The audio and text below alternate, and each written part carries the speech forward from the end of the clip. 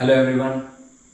आज हम magnetic field due to electric current chapter के कुछ पीवाईक्यू देखेंगे। ठीक है स्टूडेंट्स, यहाँ पे magnetic field due to electric current में प्रीवियस ईयर के जो भी पीवाईक्यू है हम कंटिन्यू करते हैं।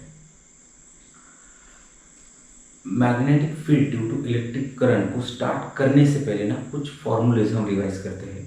मैग्नेटिक फील्ड में अगर आप देखोगे तो इसमें बायोट-सैवर्ट लॉ है और एम्पियर्स लॉ है, लेकिन बायोट-सैवर्ट लॉ और एम्पियर्स लॉ दोनों के एप्लीकेशन सेम है। अगर मैं बायोट-सैवर्ट लॉ की बात करूँ तो बायोट-सैवर्ट लॉ का मैथमेटिकल स्टेटमेंट है students, B is equals to that magnetic field B is equals to mu 0 by 4 pi into I into dn into sin of theta upon r square। और इसी के basis पे इसके कुछ application है, इसी के बेसिस पे इसके कुछ एप्लीकेशन है। That applications are magnetic field produced due to the infinitely long straight current carrying conductor. जैसे ये infinitely long straight current carrying conductor है and I is the current flowing through the conductor, then magnetic field produced due to infinitely long straight current carrying conductor is B is equals to mu 0 I by 2 pi r। एक application Biot Savart law का ये भी है कि magnetic field produced due to circular loop of the wire. जैसे मान लेते हैं ये एक circular loop of the wire है और इसमें से I करंट फ्लो रहा है, इसमें से I करंट फ्लो रहा है। अब इसमें से अगर I करंट फ्लो होगा then the magnetic field is produced in at the centre. Magnetic field is produced at the centre. मान लेते हैं एंटी क्लॉक या क्लॉकवाइज डायरेक्शन में इसमें से करंट फ्लो रहा है, तो इसके सेंटर में जो मैग्नेटिक फील्ड प्रोड्यूस होगी that will be B is equals to mu not I upon 2r, mu not I upon 2r। अब ये एक सिंपल सा एप्लीकेशन है।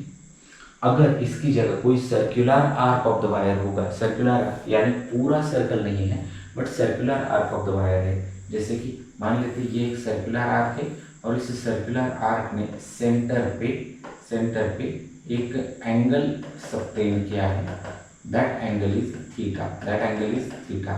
So suppose this angle is theta and I is the current in circular arc of the wire, then magnetic field produced at the center B is equals to, ये सबसे important formula है, इसी से बाकी की फॉर्मूले find कर सकते हैं। B is equals to mu 0 by 4 pi into I by r into theta. इस थीटा की जगह हम अलग अलग वैल्यूज प्लेस कर सकते हैं। अब बात करते हैं इसके एप्लीकेशन की। इसके एप्लीकेशन जो डायरेक्टली सीडी के एग्जाम में पूछे गए हैं। ठीक है, अब यहाँ पे ये जो फर्स्ट क्वेश्चन है students, an arc of the circle of radius r subtend an angle pi by 2 at the center, it carries a current I, the magnetic field at the center will be, यहाँ पे mu 0 है, permeability of the free space. Simply उन्होंने ये कहा है कि एक कोई भी circular current carrying conductor but उसने कितना एंगल सबटेंड किया है, तो उसने जनरली जो एंगल है दैट इज वो एंगल बस 90 का एंगल सबटेंड किया है, तो उसने 90 का एंगल सबटेंड किया है। अब यहाँ से हम ड्रॉ कर सकते हैं कि यहाँ पे देख सकते हैं आप, इसमें यहाँ पे ये 90 का एंगल सबटेंड किया है। ठीक है, अब ये circular arc of the wire है और जिस circular arc of the wire ने ये 90 का एंगल फॉर्म किया है, तो सेंटर पॉइंट पे, ये सेंटर है, वो ये सेंटर है, तो सेंटर पॉइंट पे कितनी मैग्नेटिक फील्ड प्रोड्यूस होगी ये हमें फाइंड करना है। अब जैसे अभी हमने डिस्कस किया था, magnetic field produce due to circular arc of the wire, magnetic field produced due to circular arc of the wire B is equals to mu naught by 4 pi into I by r into theta। ये एक general formula है students. अगर वो जो circular arc है, if that radius subtend an angle pi by 2, मतलब ये इसने 90 का एंगल फॉर्म किया है, तो यहाँ पे इस सेंटर पे ये एंगल 90 का है, तो सेंटर पे कितनी मैग्नेटिक फील्ड होगी? सो यहाँ पे थीटा की जगह हम π/2 प्लेस करेंगे। सो बी बनेगा students, B is equal to mu 0/4 into I/r into theta की जगह मैं रखूंगा π/2। अब यहाँ पे ये पाई और ये पाई कैंसिल हुआ, ये बचेगा B is equal to mu 0I/8r। So this is the magnetic field produced at the centre. और यहाँ पे अगर मैं ऑप्शन की बात करूँ तो यहाँ पे B इज द ऑप्शन जिसमें ये क्वेश्चन पूछा है, या B is the correct option. यहाँ पे B क्या है? सही ऑप्शन। ठीक है, अगले क्वेश्चन की तरफ बढ़ते हैं। नेक्स्ट क्वेश्चन है students, a current I flows in anti-clockwise direction in a circular arc of the wire having 3/4 of a circumference of the circle of radius r, the magnetic field B as the center of the circle। वही same question है, बस इसमें slightly change दिया है students. यहाँ पे उन्होंने क्या कहा है कि जो क्वेश्चन मतलब जो भी आर्क है ये 3/4 आर्क है, ये 3/4 आर्क है, जो भी आर्क है ये 3/4 आर्क है।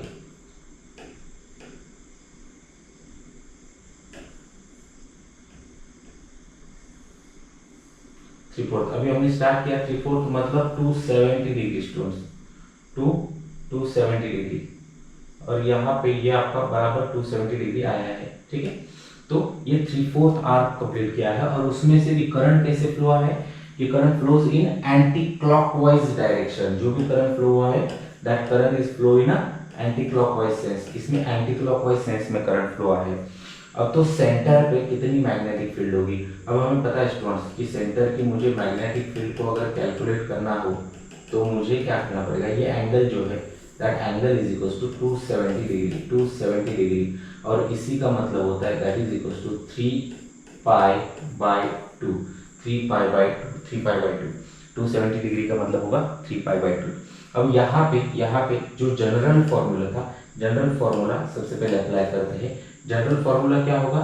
जनरल फॉर्मूला है magnetic field produced due to the circular arc of the wire is B is equal to mu 0/4π into I/r into theta. इसमें हम थीटा की जो वैल्यू स्टूडेंट्स 3π/2 प्लेस करेंगे।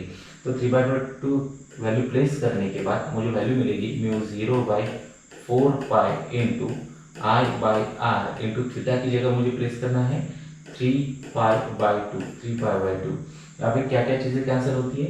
पाई के साथ कैंसिल हो गया, यहाँ पे बचेगा स्टूडेंट्स ये 3 आगे आएगा, 3 इंटू म्यू 0I/4 2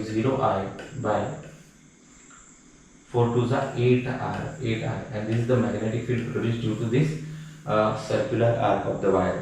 और यहाँ पे 3 म्यू नॉट I/8r D में भी है, 3 म्यू नॉट I/8r C में भी है।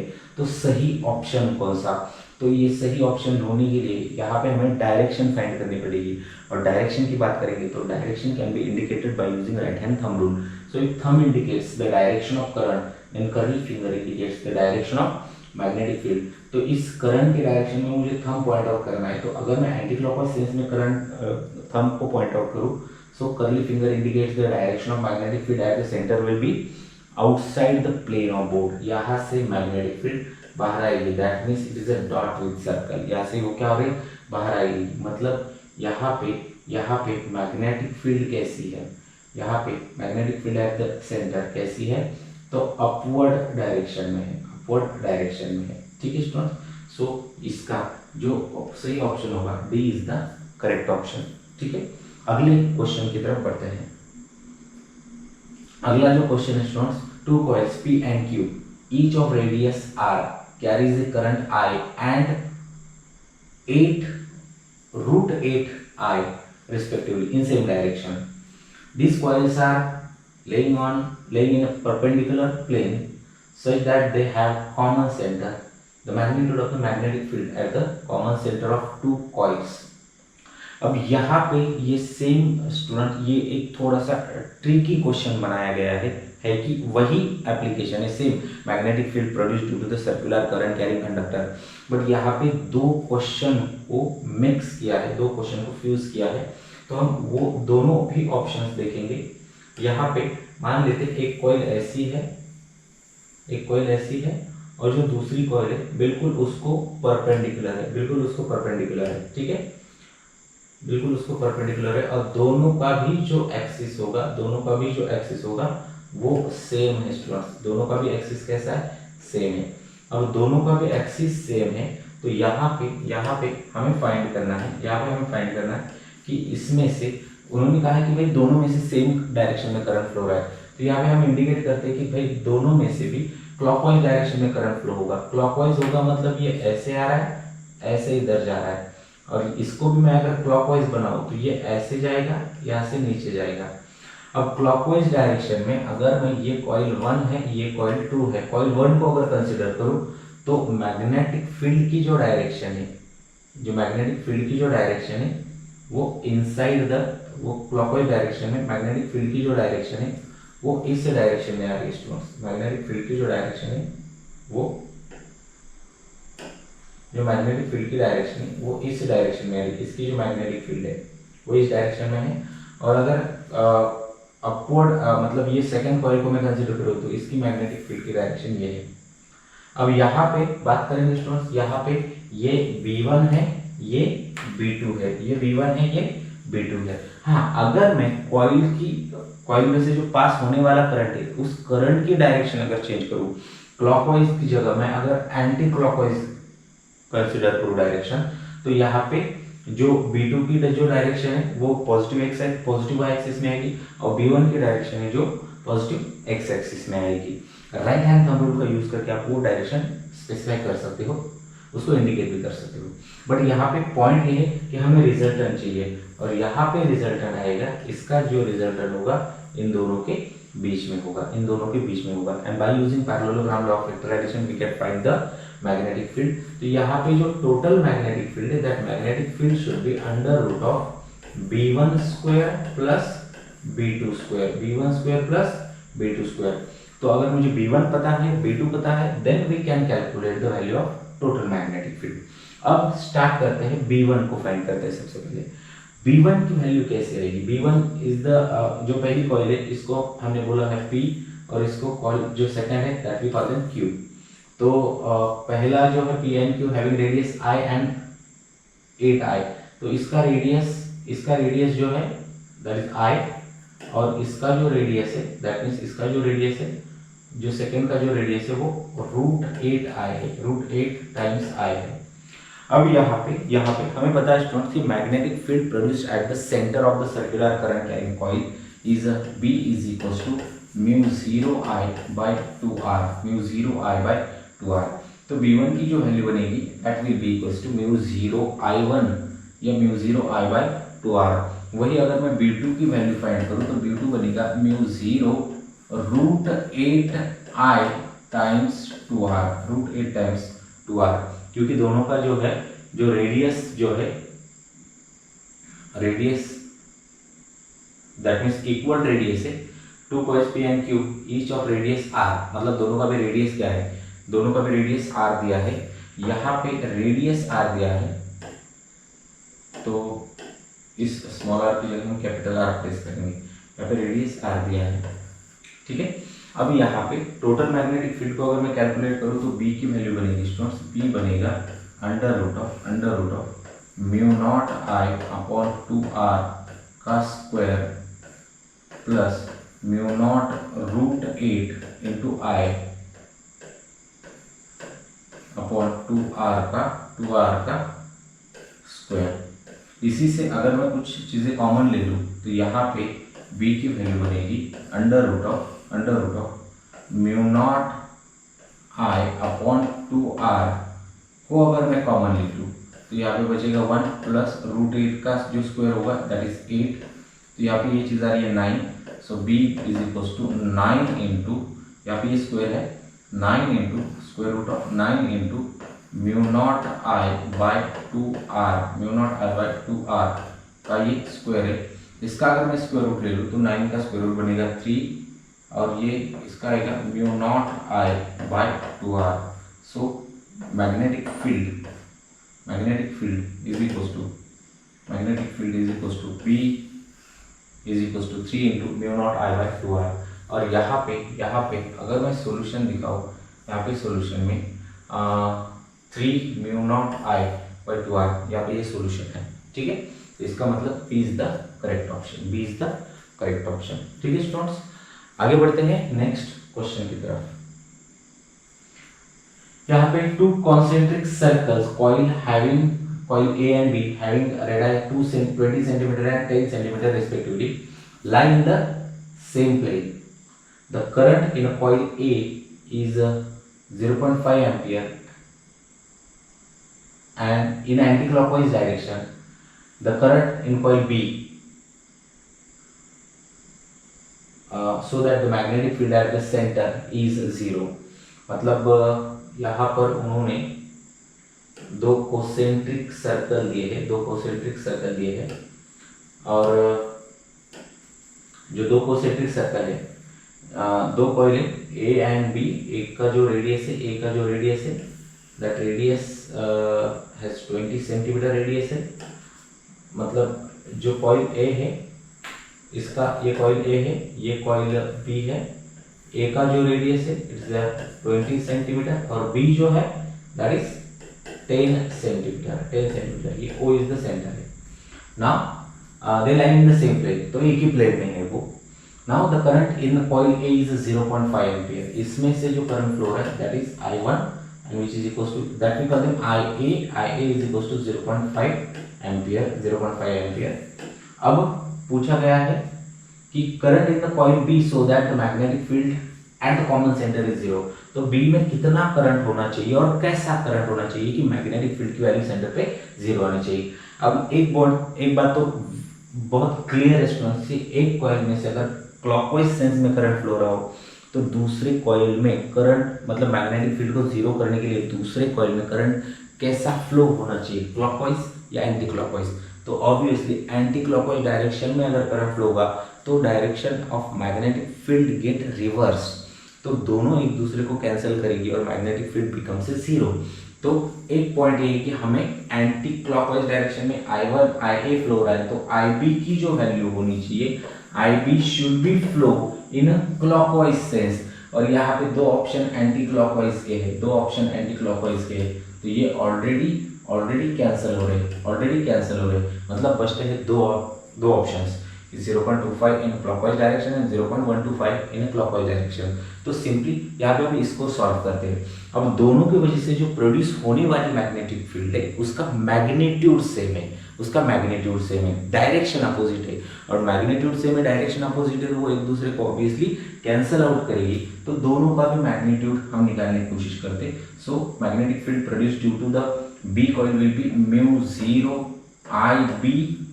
0 IB upon 2RB is equals to mu 0 IA upon 2RA।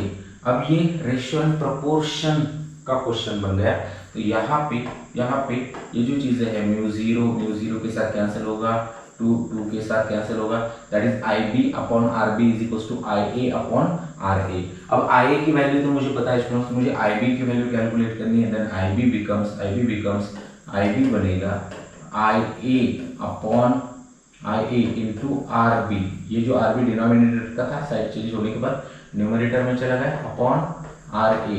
तो इसकी वैल्यू प्लेस करते स्टूडेंट्स, इसकी वैल्यू अगर मैं प्लेस करूं तो इसकी वैल्यू प्लेस करने के बाद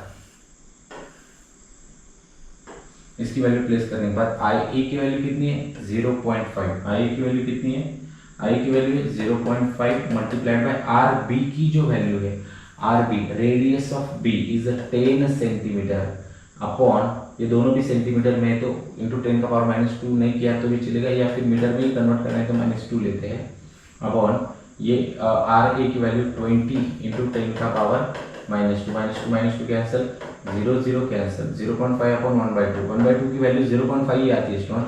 तो 0.5 मल्टीप्लाई बाय 1/2 की value 0.5 multiplied by 0.5 it becomes 0.25। So IB becomes 0.25 ampere और उसका जो रोटेशन का जो सेंस है दैट शुड बी क्लॉकवाइज। तो यहाँ पे 0.25 ampere current in clockwise sense, C is the option, C is the option. ठीक है स्टूडेंट्स, तो आई होप ये पॉइंट्स आपको क्लियर हुए होंगे। आगे बढ़ते हैं और ये एक क्वेश्चन स्टूडेंट्स, यानी two parallel wires separated by distance b are carrying equal current in same direction, the force per unit length of the wire. Maximum CET में question students formula based question ही पूछते हैं। अब हमें पता है कि if there are two parallel wires, if there are two parallel wires, मान लेते हैं ये एक वायर है और ये दोनों वायर है, दोनों के both the wires are infinitely long straight current carrying wire, इनमें से फ्लो होने वाला करंट अगर सेम है, ये भी I है ये भी I है, and D is the separation. अभी उन्होंने सेपरेशन D की जगह क्या लिया है, B लिया है। अगर आप टेक्स्ट बुक देखो तो उसमें जो सेपरेशन है D है, तो यहाँ पे फोर्स पर यूनिट लेंथ क्या आएगा, फोर्स पर यूनिट लेंथ क्या आएगा, so force per unit length will be force per unit length, force per unit length क्या आएगा, F by L is equal to mu 0 by 4 pi into 2 I1 into I2 upon R, I1 into I2 upon R ये आता है students. तो यहाँ पे हम F by L को ऐसे लिख सकते हैं म्यू 0 बाय 4 पाई। अभी I1 और I2 जो है both the current flowing through that separate wire, लेकिन उन्होंने कहा है कि भाई दोनों वायर में से फ्लो होने वाला करंट अगर सेम है तो that becomes I square 2I square upon R। सो यहाँ पे मैं अगर ऑप्शन की बात करूँ सो म्यू 0 बाई 4 पाई, यहाँ पे आप देख सकते हैं कि यहाँ पर ये जो फॉर्मूला है mu 0 by 4 pi into 2I square by R, mu 0 by 4 pi into 2I square by, अब ये R मतलब ये D आएगा यहाँ पे जो ऑप्शन है, सो D इज द सेपरेशन, तो यहाँ पे D आएगा और यहाँ पे उन्होंने B दिया है। अगर सेपरेशन को उन्होंने B कहा है तो यहाँ पे हम B भी ले सकते हैं, मतलब force per unit length will be mu 0 by 4 pi into 2I square upon B, 2I square upon B। तो स्टूडेंट जनरली सीईटी में सारे के सारे जो क्वेश्चंस होते हैं वो फॉर्मूला बेस्ड होते हैं। इसी टाइप के सेम लेक्चर्स देखने के लिए आपको नीचे दिए हुए प्लेलिस्ट में चेकआउट करना पड़ेगा। आपको सारे टॉपिक के PYQs टॉपिक वाइज मिल जाएंगे। Thank you students.